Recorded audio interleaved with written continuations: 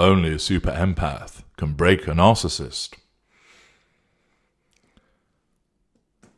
I categorize empaths into 4 groups: standard, codependent, super, and contagion.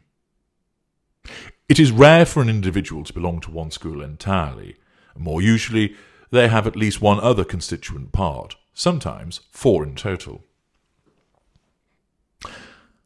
Unsurprisingly, I am often met by people who say, HG, I'm a super empath.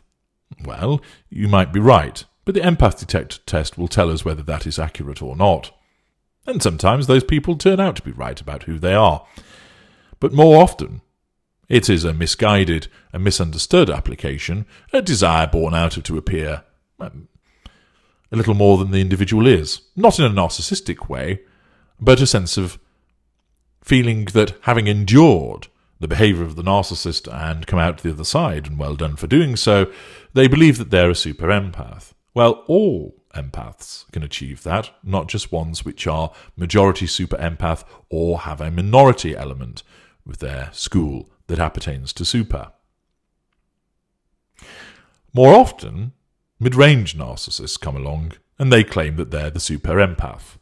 Of course, the idea of being super appeals to their grandiosity, the idea that is formed in their mind that the super empath is some kind of superhero that triumphs against the narcissist, against all of the odds, that somehow brings the narcissist crashing down to the ground with much wailing and gnashing of teeth. Those unaware mid-range narcissists are the ones that tell people that you can defeat the narcissist by going toe-to-toe with the narcissist, failing to understand that all you're doing is providing fuel, exposing yourself to an adverse consequence, and of course increasing the already rampant emotional thinking, where the individual is an empath. A cool-headed, logic-applying empath knows GOSO is the answer. But that doesn't fit, does it? That doesn't fit with the supposed brilliance of this mid-range narcissist who says, I don't run away, even though, of course, they're a shrivelly walnut-balled coward. No. They want to think of themselves as a thrusting and dynamic superhero that has taken on the evil narcissist and broke him. The fact is that those who are super empaths, and they are numerous, although they are amongst the rare category of empath, certainly with regard to majority. Many people will have a minority element that's super, but majority super empaths are rare. The fact remains that they don't break the narcissist because that is not how their super empath qualities manifest. The super empath is an individual who realizes at an earlier juncture than other empaths that something is not right, that something is not appropriate, and yes, they will put up a fight against the narcissist, not for the purposes of trying to break the narcissist, not for the purposes of making the narcissist run away. The narcissist is not afraid of the super empath. What the narcissist experiences is a threat to the control, and that is what the narcissist responds to. No, a super empath utilizes those super empathic traits for the purposes of defending themselves. They don't behave in an offensive way. So when the devaluing behavior of the narcissist starts, they will of course experience and absorb some of it to begin with. Because their emotional thinking is high, they don't necessarily realize that they're dealing with a narcissist. But at a sooner point than other empathic individuals, they will say, enough. And they will fight back. Not, as I say, to try and bring down the narcissist, but they will fight back to defend themselves, to prevent themselves being pushed back, and back. They will defend themselves in terms of drawing a line in the sand. Like Gandalf, they stand there and shall say, you shall not pass.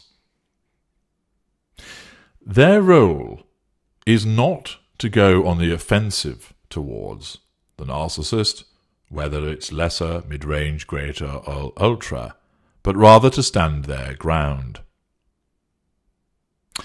Their makeup of empathic traits is such that they generally have strong narcissistic ones, but also stronger empathic ones. And when they are subjected to the eroding influence caused by the abuse that they are sustaining at the hands of the narcissist, their narcissistic traits of pride, for example, argumentativeness, come to the fore. Their empathic trait of justice shines, so that they say, I will argue the position in order to assert that I know that I am right. Of course, they will still fall foul to emotional thinking and will continue to argue in circumstances where they ought to withdraw. But they do not roll over in the same way as other empaths may well do during the course of the devaluation. It isn't about always losing your temper and going nuts with the narcissist. That doesn't necessarily mean that your super empath traits are coming to the fore. But instead, it is about exhibiting resilience, exhibiting a resistance, asserting your position, and then recognizing that it is time to jettison from this. The super empath will battle against the narcissist, but as a defensive response. It is not about deciding that they are going to go on and break the narcissist.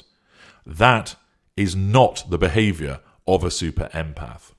Of course, driven by high emotional thinking, that may cause them to consider taking such steps, but they are more likely to remove themselves from the toxic nature of the narcissist and then look again to defend themselves through their no-contact regime. They are not going to embark upon a crusade against the narcissist. Instead, when they are applying their logic with reduced emotional thinking, they know that to go on a crusade against the narcissist would not be effective. And instead, what must be done is to build that wall around them, to sit within the tower, to ensure that they are no longer being abused and that they have broken free from the chains that the narcissist has wrapped around them.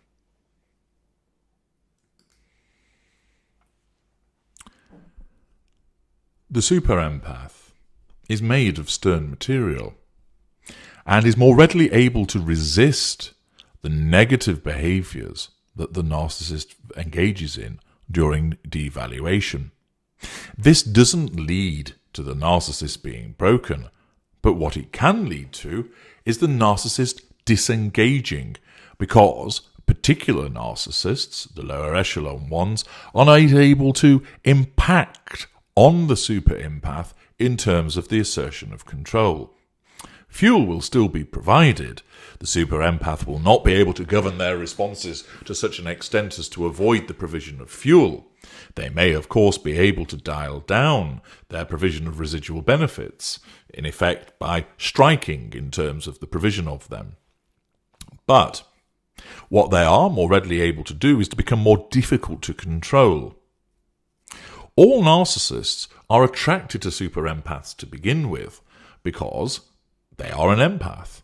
However, only certain narcissists are more able to control the super empath. Lower echelon narcissists struggle and therefore are more naturally inclined to choose different empaths to that of super. Of course, they would like to be able to control the super empath, but their narcissism is more discerning with regard to their selection and is more likely to choose, for instance, somebody that is a codependent majority rather than a majority super empath at the outset of the relationship. Once devaluation occurs, the super empath is more readily able to resist the controlling machinations of the narcissist. Of course, a higher echelon narcissist, a greater or the ultra, will enjoy and relish this challenge, an opportunity to flex the manipulative muscles, but mid-rangers and lessers are more likely to break off, as this would result in a disengagement trigger, in effect caused by either the super empath being too difficult to control, or, in effect, the narcissism recognises that the super empath is onto the narcissist, that has worked them out, and therefore the responses of the super empath have altered accordingly. But it is not the case that only a super empath can break a narcissist. Empaths invariably don't achieve this, because their addiction to the narcissist means that certain of their traits keep them locked into the dance with the narcissist. For example, trying to heal and fix the narcissist to get to the truth of what has happened in the relationship, to be compassionate towards the failings of the narcissist that are being exhibited in the relationship, to show decency. And that doesn't mean breaking the narcissist.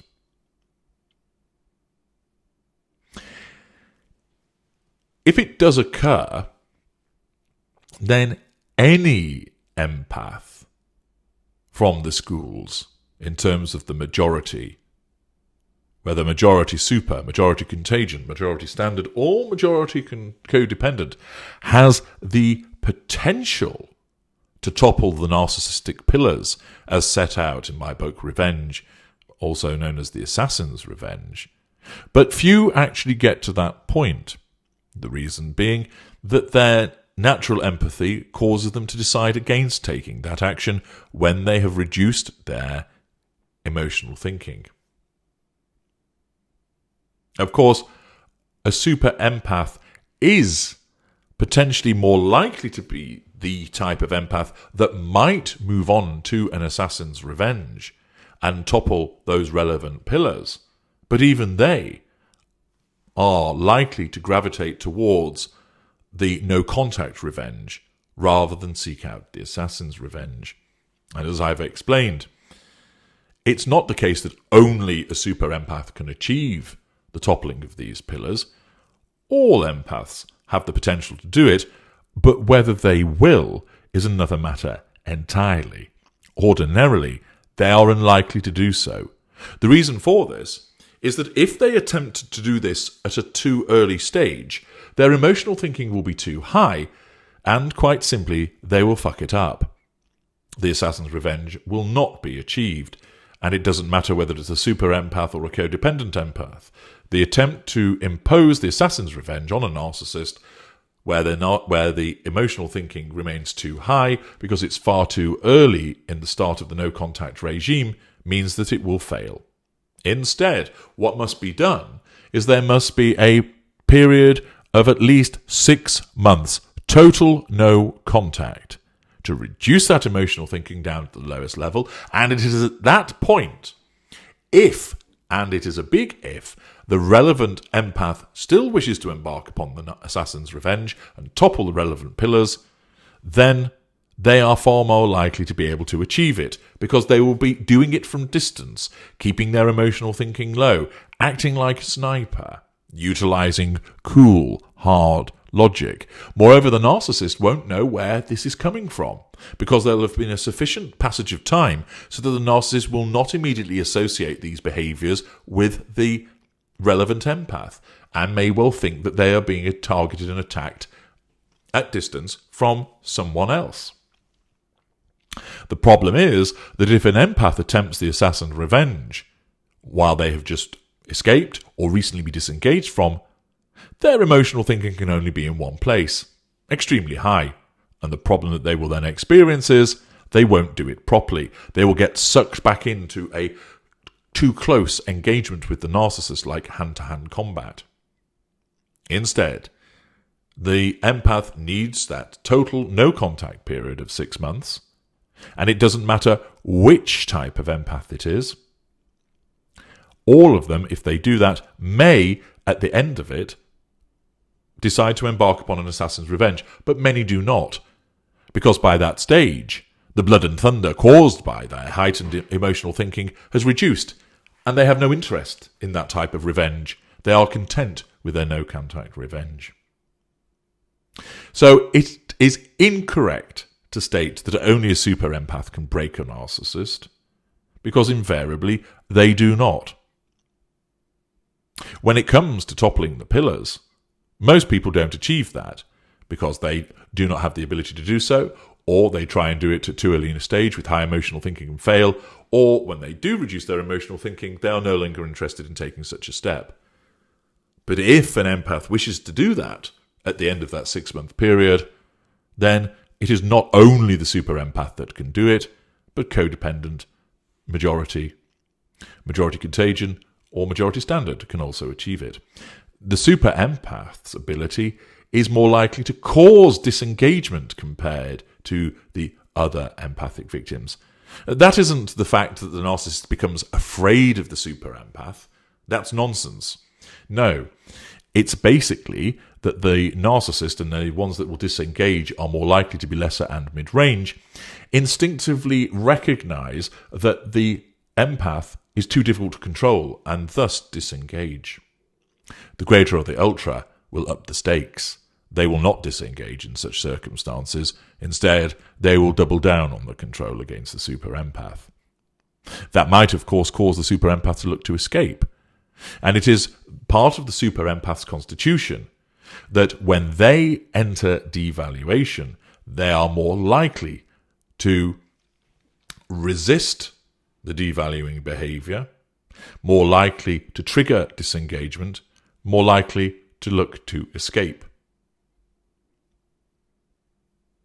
They don't have the descent towards numbness and malfunction at the same pace as other empaths. They can still get there, but they are far less likely to hurtle towards numbness and malfunction like other majority categories of empath are. So, where somebody suggests that only a super empath can break a narcissist, they're wrong for a variety of reasons. And, once again, that misleading information has just been given the Tudor treatment. I'm H.G. Tudor. Thank you for listening.